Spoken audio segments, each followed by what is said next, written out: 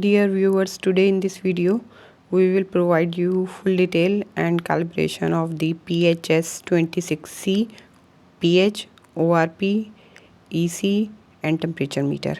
Here in this meter, number 1 is the LCD screen, number 2 is the ORP function key, or you can say oxidation reduction potential function key. Number 3 is the pH function key. Number 4 is the temperature function key.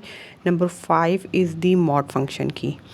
Here you can also view working of each function key on this instrument.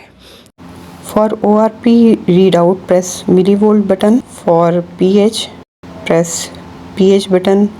For temperature, you will press centigrade button. You can also alter the mod of EC or temperature and ppm by pressing this key, which appear in the second row of the LCD screen. So you can also visualize within the second row of the LCD screen, EC and temperature will alter.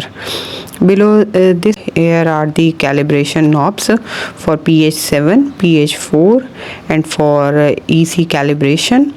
Here we attach pH electrode with temperature control probe.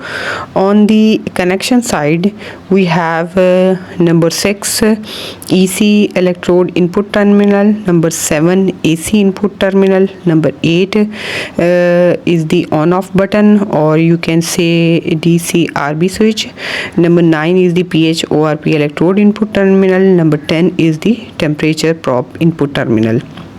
Now we are going to start its calibration for pH. Now attach all the respective electrodes and keep the instrument on. After pressing the on button, you can visualize that instrument will show you its display. Now put the electrode within the respective calibrating buffer solution of pH 4 and note down the reading on the LCD screen. If the reading will not show you 4.00, then you can adjust the respective pH of pH 4 by using a screwdriver on the calibration knob of pH.